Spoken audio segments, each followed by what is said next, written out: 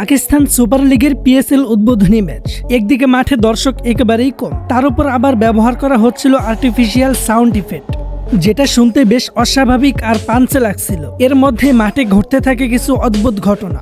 প্রথম ঘটনা ছিল বলের রং বারবার বদলে যাওয়া। শুরুতেই মনে হচ্ছিল গোলাপি বল দিয়ে টি-20 ম্যাচ হচ্ছে, যা দেখে সবাই অবাক। কিন্তু পরে বোঝা গেল হায়দ্রাবাদ কিংসম্যানের জার্সির রং বলের গায়ে লেগে যাচ্ছে, অর্থাৎ জার্সির রং উঠে বলের সাথে লেগে যাচ্ছিল। ফলে বোলাররা যখন জার্সিতে ঘষছিল তখন সেই রং বলের সাথে আটকে যাচ্ছিল। এই সমস্যার কারণে আম্পায়ারদের বারবার বল পরিবর্তন করতে হচ্ছিল।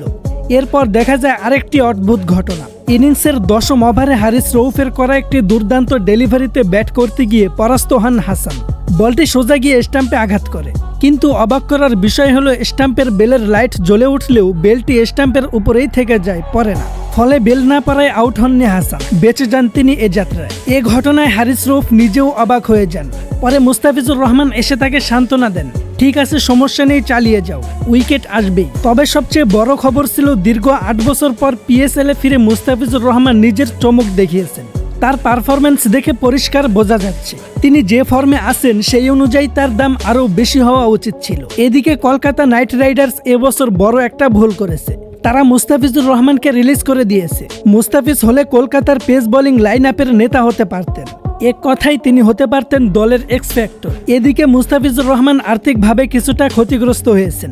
অন্যদিকে কলকাতা এবার বুঝবে তাকে দলে না রাখার বড় ক্ষতি। দীর্ঘ বিরতির পর পিএসএল এ ফিরে প্রথম 2 ওভারে মাত্র 9 রান খরচ করে একটি গুরুত্বপূর্ণ উইকেট তুলে নেন মুস্তাফিজ।